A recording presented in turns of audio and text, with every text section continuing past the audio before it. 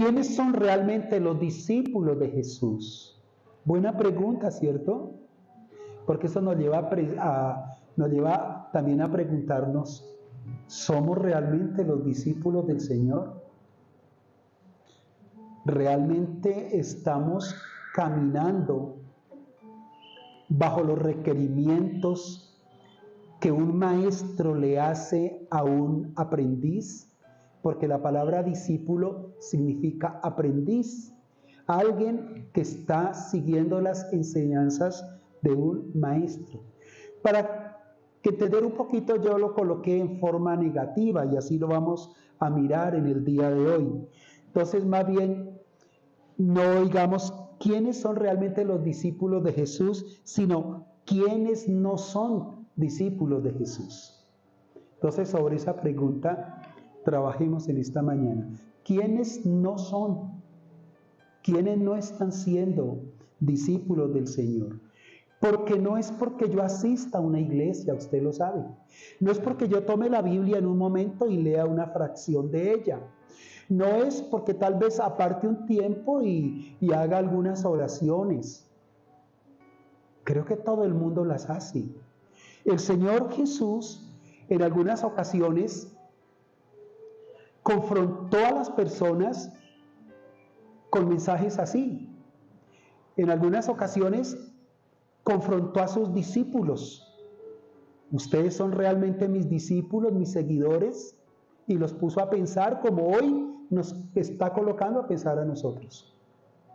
Pero en esta ocasión, esta pregunta, o mejor, este discurso que él está exponiendo, se lo está hablando a una multitud. No son a ese grupo selecto, reducido, pequeño, sino que se lo está planteando es a toda una multitud. Pues si usted lee, con eso empezamos, ¿cierto? Grandes multitudes iban con él y volviéndose les dijo. Es decir, que había multitudes, mucha gente que simpatizó con el Señor Jesús, que estaban expectantes de lo que él hablaba y de lo que él hacía.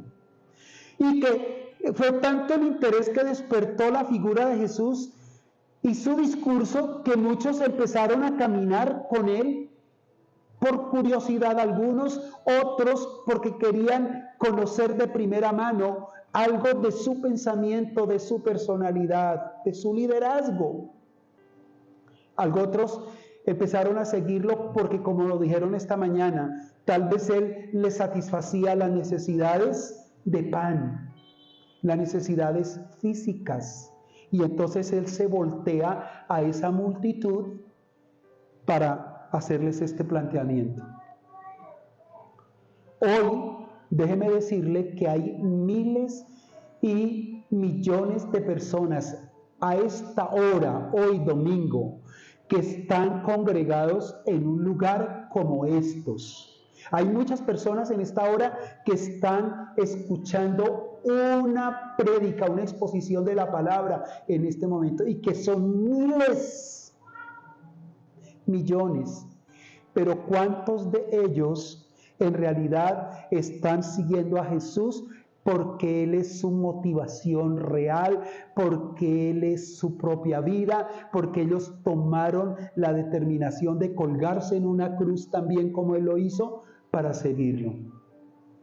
Y tal vez las estadísticas se reducirían a cientos y no a miles ni millones que están dentro de las multitudes. ¿Quiénes son los discípulos de Jesús? El Señor Jesús nos hizo varias invitaciones. De hecho, este capítulo, los versos anteriores a los que nosotros leímos hoy, nos habla de invitaciones que Jesús les hizo a la gente. Porque lo bonito del Señor es que Él hace invitaciones a los hombres. Por ejemplo, en Mateo 11:28, Él dijo lo siguiente: venid a mí todos los que estáis, ¿cómo? Trabajados y cansados, y yo les haré descansar. Dijo, venid todos. Aquí en ese todo es universal, para toda la raza humana. Y en Isaías 55, verso 1 dice lo siguiente: a todos los sedientos, venid a las aguas, y a los que no tienen dinero, venid, comprad y comed. Venid, comprad sin dinero y sin precio vino y leche. ¿A usted no le parece maravilloso que el Señor Dios de los cielos no excluye a nadie? Y en primer lugar, que las invitaciones que hace el buen Dios de los cielos, nuestro amado Salvador, es para cosas buenas, ¿o no? Porque a mí me parece que lo que Él está diciendo aquí es espectacular. Vengan a mí todos los que estáis trabajados y cansados, que yo los voy a hacer descansar. Y ahora dice, vengan y compren sin dinero. Es decir, vengan y lleven ¿qué? Gratis. ¿Habrá algún dueño de un supermercado, de un barrio, que un día le diga al vecindario, hoy abro las puertas del supermercado, agarren lo que quieran y no me van a pagar nada? ¿Sabe quién hace solamente eso? El Señor Dios de los cielos, que es el dueño de todo el supermercado. Dele la gloria al Señor por eso. Y en Juan, capítulo 7, verso 37 dice, si alguno tiene sed, venga a mí y beba. Si alguno tiene sed, venga a mí y beba. Claro, no se refiere a la sed física. Y no porque Él no la supla, claro, Él la supla, para eso se inventó el agua, ¿cierto? Usted tiene sed y mira que hay variedad de productos para la sed. Hay gaseosas, jugos, refrescos, helados, pero muchos preferimos el agua. Tome lo que quiera, pero cada vez que lo tome, sepa que es la generosidad del Padre la que nos ha concedido esa gran bendición. ¿Usted sabe por qué los cocos tienen agua por dentro? ¿No? Pues para que usted sacie su sed. ¿Dónde se dan los cocos? Dígame dónde se dan los cocos. En clima cálido. Los cocos se dan en los desiertos. Y el Señor Dios hizo. Ahora, ¿cuántos conocen la patilla o ¿cómo es que se llama el otro nombre? La sandía. La sandía, ustedes son bejucos delgaditos y qué pepas tan grandes. Y usted abre una sandía y así usted se quiera tomar todo el juguito, el agua de la sandía, no lo puede hacer porque le escurre. Y mira que el Señor Dios en su sabiduría la colocó en climas cálidos, donde más da sed. Él dijo, si alguno tiene sed, venga a mí y beba. No se refiere tanto a esa agua, aunque como ya dijimos, Él suple la necesidad de la sed física. Él quiere suplir esa sed espiritual, esa sed del alma. Dicho de otra manera, Él quiere quitar tu tristeza, tu congoja, tu aflicción, tu agonía. Él quiere quitar tu estrés, Él quiere quitar tu afán, tu desespero, tu angustia. Él quiere darte la paz para que vivas tranquilo. A eso se compromete el Señor. Amén. A eso se compromete. Pero una cosa muy diferente es una invitación como estas. Y muchos pueden acudir a esa invitación. Pero no es discípulo solamente el que acepta y va a la invitación de Jesús, sino discípulo, entonces es mucho más. Y el texto nos lo está revelando aquí. Entonces, como nosotros estamos bajo la pregunta, ¿quiénes son los que no son discípulos del Señor? Los vamos decantando. Entonces, no son los discípulos del Señor los que no aman al Señor por encima de todo lo demás. Lo repito, mis queridos, quienes no aman al Señor por encima de todas las cosas. El verso 26 dice lo siguiente: si alguno viene a mí y no aborrece a su padre y a su madre, mujer, hijos y hermanos y hermanas, y aún también su propia vida, no puede ser mi discípulo. ¿Jesús fue claro? ¿Fue específico? ¿Se quedó con algo? No. Dijo, mire, levanten la mano los que quieren ser mis discípulos. Y yo creo que muchos dijeron, yo. Entonces, el Señor dice, para los que levanten la mano, dicen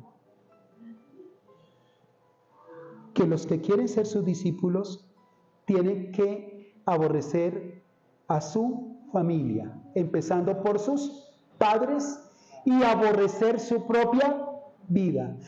Pero entendamos esta palabra aborrecer no como odiar, porque el Señor Dios no es promotor del odio. Cristo nunca promovió el odio, la ira, la venganza. Muy por el contrario, Él es amor y sus palabras estuvieron cargadas de amor. Y si algo predicó Jesús a las multitudes, fue el amor que lo hizo a través de su propio ejemplo. Entonces, un Dios que ama no puede instruir, no puede enseñar y decirle a sus discípulos que aborrezcan, que odien. Aquí esta palabra tiene una connotación más en el sentido que el Señor Jesús dice, cualquiera que quiera ser mi discípulo no puede amar a otros más que a mí. Que a la hora de elegir por alguien, ¿a quién se escoge? A él. El discípulo, si lo ponen a escoger entre papá, mamá, hermanos, esposa, hijos, bienes materiales, ¿a quién debe escoger? Al Señor. O sea, el discípulo llega a ese nivel de renuncia. Oiga, mis queridos, hablando aquí entre nos en confianza, aterrizando esto más aquí. Qué exigencia tan brava, ¿cierto? ¡Wow! Porque nosotros por naturaleza y por aprendizajes, hoy tenemos en gran estima y en alto amor a nuestra familia. ¿Quién no ama a su esposa? ¿Quién no ama a su hijo? ¿Quién no ama a sus padres? Pero tampoco seamos tan melodramáticos, en el sentido de que sí, es una exigencia fuerte, pero no nos condena a una división o a una separación. Lo que el Señor, y ustedes entiendan aquí, lo que el Señor está diciendo, mira, está bien, ame a sus padres, hónralos, visítalos, considéralos, extrañalos, bendícalos. Y por ahí mismo a toda su familia, a su parejita, a sus hijitos, pero no los ame a mí más que a ellos. Y que a la hora que ustedes tengan que escoger, la tengan clara. Escójame a mí. ¿Sabe por qué? ¿Sabe por qué? Porque a esas personas que amamos con todo nuestro corazón, escuchen, ellos se van a quedar aquí. Está claro. Y el único que va a continuar con nosotros a la eternidad es Él. ¿Ahora entiende por qué? Y hay otra razón, porque es que nadie nos amó tanto y nadie nos podrá amar tanto como Él. Hay otra razón, porque nadie nos ha dado tanto como lo que Él nos ha dado. Y es justo y es lógico que Él pida eso de nosotros. Pida eso de nosotros. Por eso no son discípulos de Jesús aquellos que escogen otras cosas, que tienen otras prioridades, otras importancias en su vida y para su vida. Jesús debe ser su prioridad. Jesús debe ser lo más importante. Cuchichea a su pareja, hónrala, llénela de detalles. Eso, llénalo de servicios, llénala de servicios, de cosas buenas. Pero, escuche, si un día le toca escoger entre el Señor y lo más querido suyo, ya sabes a quién tendrías que escoger. ¿A quién? A Jesús. Así es, mis hermanos. Sobre el discurso, pues suena como muy sencillo, ¿cierto? Para que nosotros comprendamos esto. Yo creo que después del amor de Dios, el amor de una madre y de un padre es lo más glorioso que puede haber en la tierra, ¿cierto? ¿Y qué si un día tu niño se enferma? ¿Qué si un día tu hijo te enferma? Tú no pataleas y no luchas y no oras y no ayunas porque ese niño no se muera, porque ese niño esté a su lado.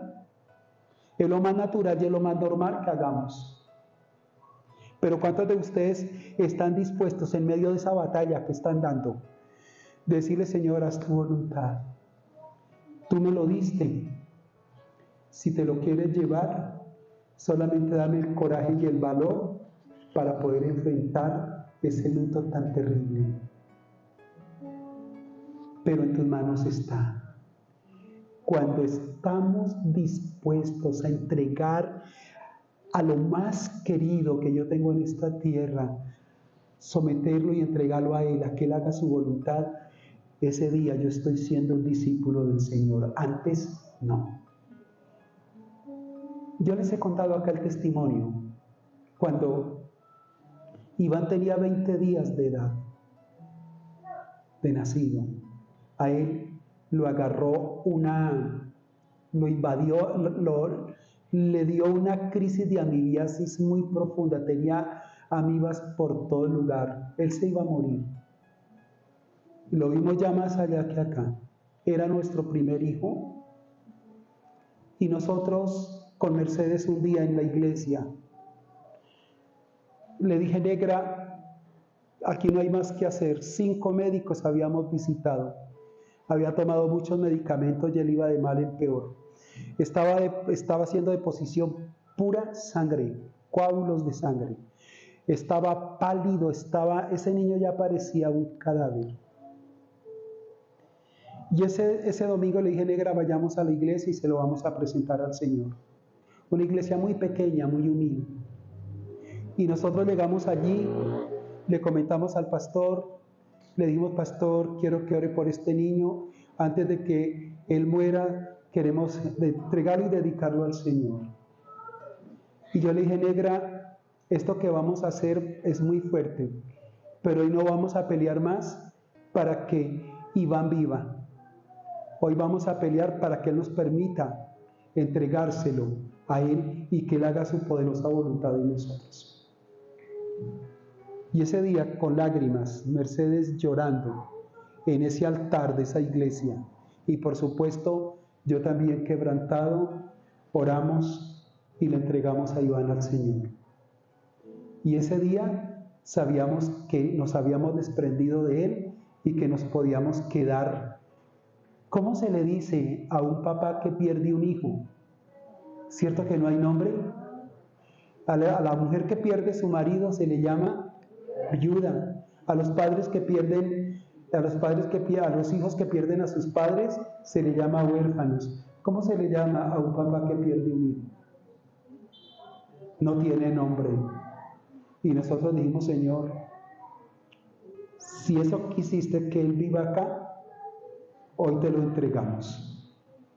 Y mis hermanos, el Señor, cuando nosotros nos comprometemos con Él como discípulos de verdad, se glorifica en nuestra vida. Porque el martes ya ese muchacho estaba pujando para poder hacer del cuerpo. Y ahí está, vivo, dando lata, haciendo de todo y predicando el evangelio. Amén, mis hermanos. Entonces, no son discípulos del Señor aquellos que aman más, escuchen, aquellos que aman más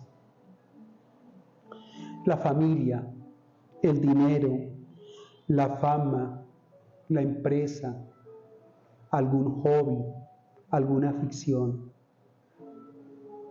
Todo eso, ¿sabe?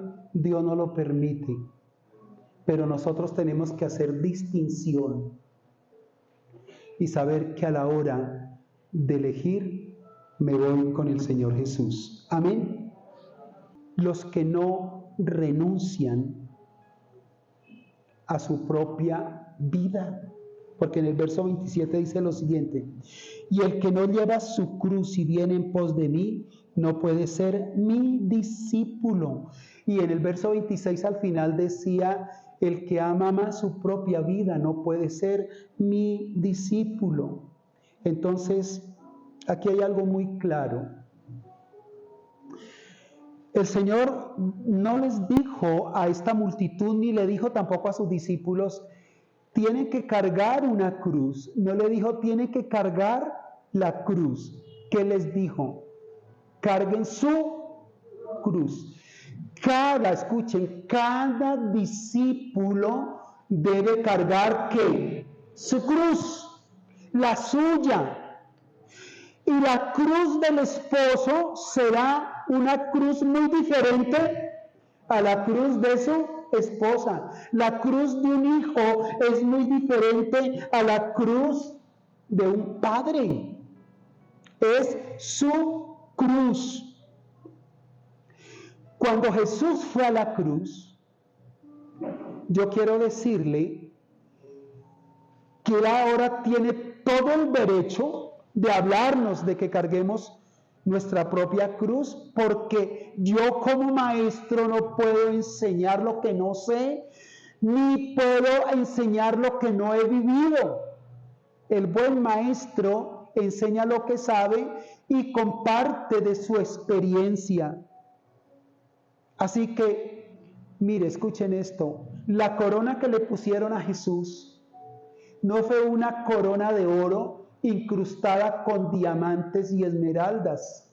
La cruz que le colocaron a Jesús allí en mofa y en burla fue una cruz de espinas que le rompió la piel, que le apretaba tanto el cráneo, que le propinaba una tremenda agonía física, pero también, como era una cruz de burla, era una cruz de, gracias hermana, una corona de ¿cómo se dice? Ignominia, ¿cierto? Y esas duelen más. La corona a Jesús le costó muchísimo. Y lo que el Señor quería decirles a aquella multitud es que si querían ir en pos de Él, tenían que hacer una renuncia total. Y eso se evidencia a esa renuncia a mis apegos, a lo que yo más valoro, a lo que yo más muchas veces creo. No puede ser un discípulo de Jesús aquel que no renuncia a su filosofía, a la forma de pensar. Mire, yo lo lamento por lo que tengo que decirles.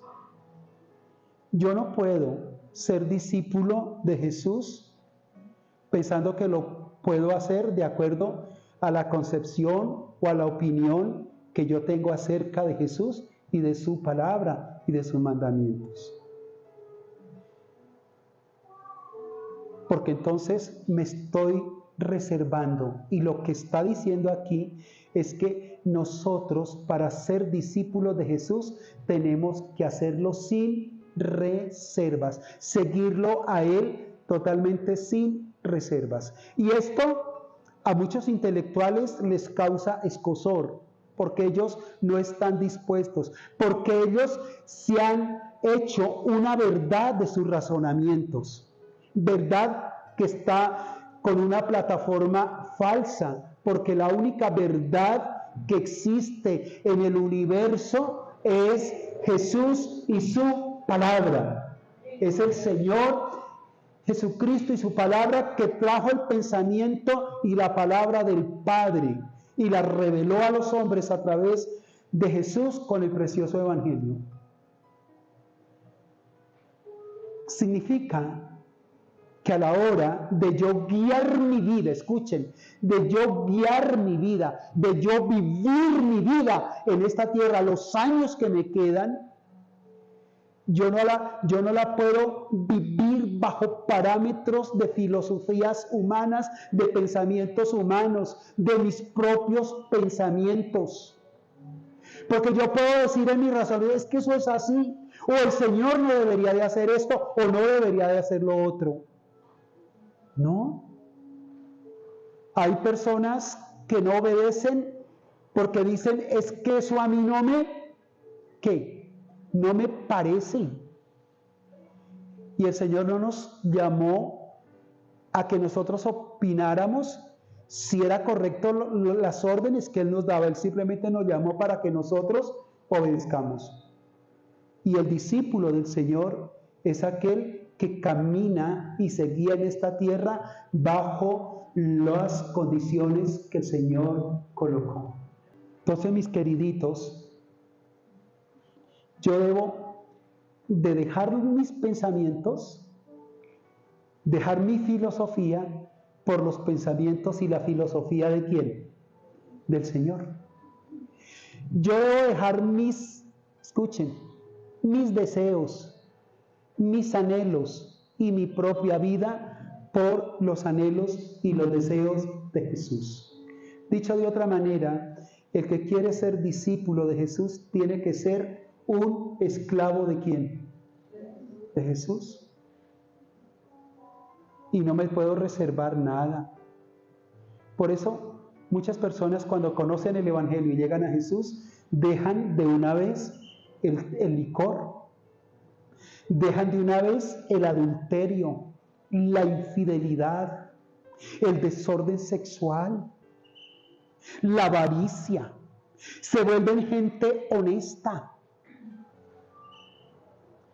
Antes de venir a Jesús, muchas personas hacían lo que fueran por llenar sus bolsillos, ¿cierto? Mataban inclusive, no les importaba el dolor de la gente, estafaban con tal de llenar sus arcas. Pero cuando vinimos a Jesús y nos convertimos en sus discípulos, ahora nosotros entendemos de justicia, entendemos del buen trato a los demás, de la equidad, ¿cierto? Y entonces cuando escuchamos por allá decir al Señor Jesús, y así como ustedes no quieren que los demás hagan ciertas cosas con ustedes, ustedes tampoco las hagan con ellos. Y empezamos a transitar por unos nuevos caminos, por unos nuevos senderos. Y renunciar a esas cosas que llenaron un día nuestros bolsillos no va a ser fácil, pero si queremos ser discípulos del Señor, lo tenemos que hacer. Escuchen, si queremos ser discípulos de Jesús, tenemos que alinear nuestra vida sexual a la manera como Él nos dice. No como a la manera como nos la estableció el mundo, como Hollywood nos la presenta. Es como la palabra del Señor nos dice, que encontramos el verdadero sentido de los bienes materiales, de la sexualidad y de todas las satisfacciones de las necesidades humanas. Por eso es un camino difícil ser discípulo del Señor, pero cuando nosotros nos enrutamos por Él, es la máxima felicidad que nosotros podemos tener. Amén. Es la máxima felicidad que nosotros debemos tener.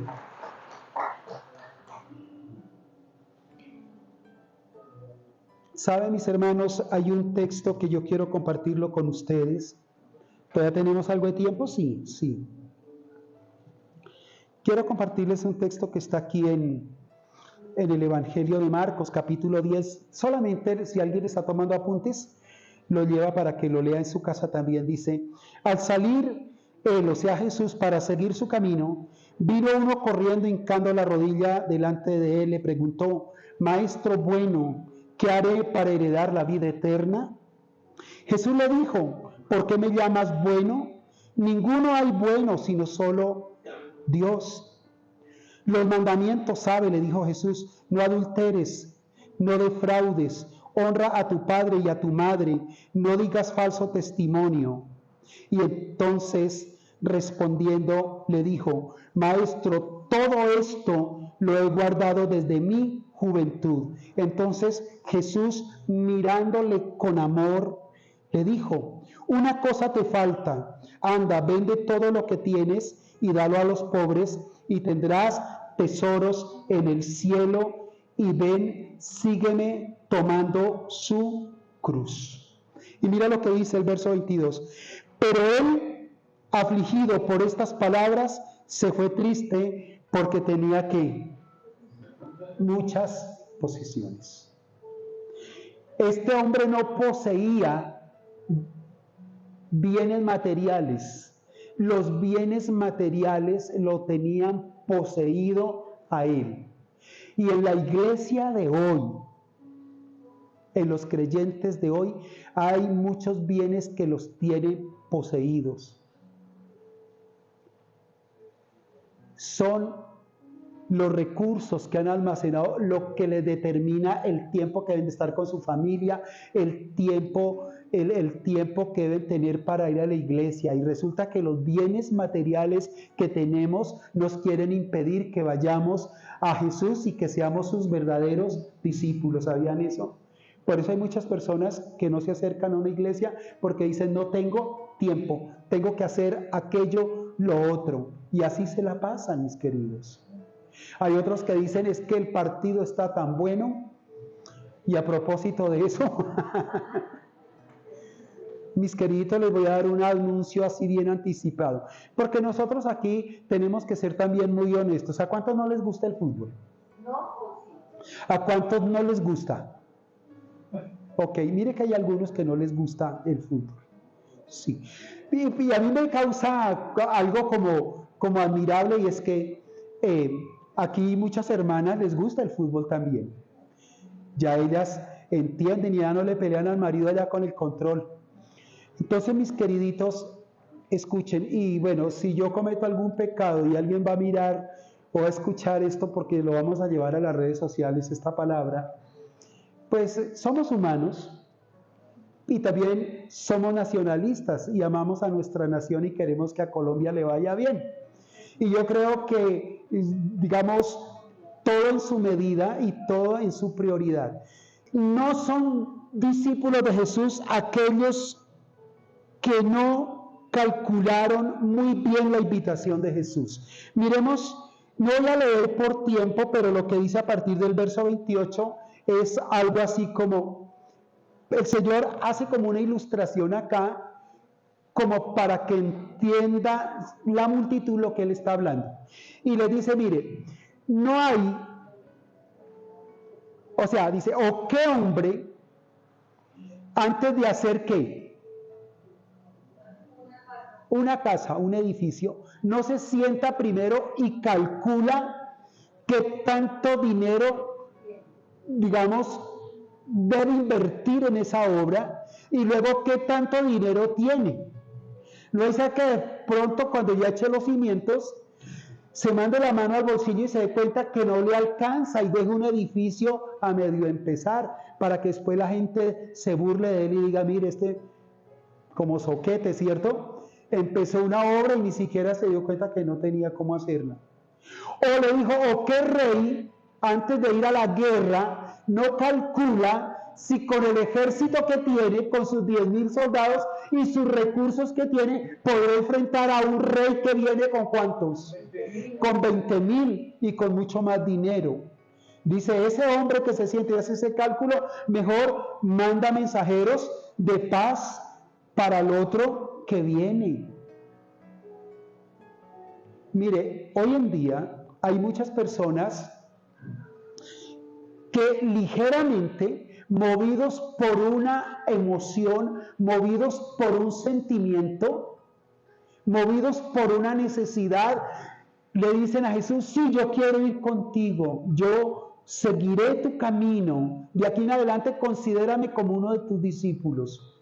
Pero lo dijo en un estado emocional exacerbado y no analizando y considerando los costos de seguir a Jesús. Porque seguir a Jesús implica pagar un precio por seguirlo a Él. Yo, cuando tomé la decisión de hacerme un cristiano, un discípulo de Jesús, tuve que dejar amistades que no me edificaban. Tuve que dejar costumbres que ya eran algo prácticamente cultural de mi vida. Tuve que renunciar a ellas. Tuve que renunciar a cosas que a mí me producían cierta emoción, cierta satisfacción. Porque yo dije, Señor, yo quiero ser tu discípulo. Yo quiero seguirte porque tu propuesta es maravillosa y la oferta que tienes para mí es una bendición. Entonces dejé de ser mujeriego, porque aquí chiquito y feo, así como ustedes me ven, yo fui bien coqueto, mis hermanos, fui bien enamorado. Ahí les voy diciendo, ¿cierto? Y yo jugué con los sentimientos de las niñas de ese tiempo. Después tuve que pedirle perdón a Dios. Tuve que pedirle mucho perdón a Dios por eso. Pero de ahí en adelante me ajuicié, mis queridos. Eso fue como, usted antiguamente cuando usaban los caballos aquí como medio de transporte, ¿sí lo recuerda? Que le ponían unas cosas aquí, ¿cierto? Le ponían unas tapaderas aquí. Si yo tenía una visual de 180, entonces ahora el Señor me puso a mirar solamente 90, así, 90. Y en esos 90 fue que yo vi a la Merceditas por allá. Y ahora la veo a ella. Escuchen, no quiere decir que yo no vea a otras mujeres atractivas, porque las hay, mis hermanos. Y usted puede ser una mujer muy fiel a su marido, pero cuando usted ve una playa por allá, pasa por allí un man así de esos de 2 metros, musculoso, ¿cierto? Oliendo a rico. Y usted, como que ni siquiera estaba pensando en eso, pero lo vio. Como que usted inmediatamente le saltó por allá algo, ¿cierto? Y como que usted, mire, mis hermanos, mirar no es pecado. Mirar no te quita ser un discípulo de Jesús, porque ciegos tendríamos que estar para no mirar. ¿Sabe cuál es el problema? Cuando usted repasa. Y cuando después usted arma una película aquí y se pone a considerar, ¡ay, qué tipazo! ¡Ay, y mi marido parece un chilaco ahí todo secaroso! Ahí ya estamos mal, mis hermanos, ¿sí? Entonces, escuchen, yo debo sentarme todos los días y hacer este ejercicio, aunque lo que me arrastra, aunque lo que no me ha dejado ser un buen discípulo de Jesús, me causa distracción, me causa ciertas alegrías, me causa cierto bienestar. Señor, sin embargo, esto es pasajero, esto es una ilusión, esto no me sirve, esto no me edifica. Yo mejor sigo mirándote a ti, porque tú me das felicidad aquí, ahora y mañana y pasado mañana y en la eternidad. Amén, mis hermanos. Eso es considerar, eso es considerar. Y también preguntarme, ¿de qué me sirve? ¿Para qué me sirve eso? Cuando yo empiezo a decir, ¿para qué me sirven mis amigos? ¿Para qué me sirven esos corrillos donde hablo basura? ¿Para qué me sirve mirar a esa muchacha? Yo hoy le digo, Señor, cuando el diablo me tienta a mirar otra vez, yo tengo que hacer esta reflexión y decirle, Señor, yo no voy a cambiar mi salvación ni mi relación contigo por una figura que hoy es, mañana no es. Cuando tú eres el mismo ayer y por los siglos.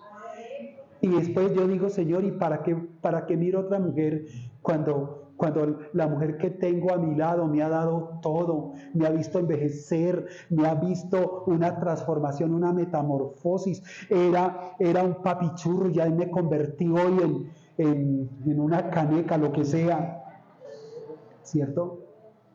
y ella estaba a mi lado, un desgraciado y malagradecido fuera ponerme a mirar a otra persona. ¿Sabe? Eso es sentarme a calcular. Calcule cuánto vale la pena seguir a Jesús. Calcule qué tan importante es lo que hoy te atrae.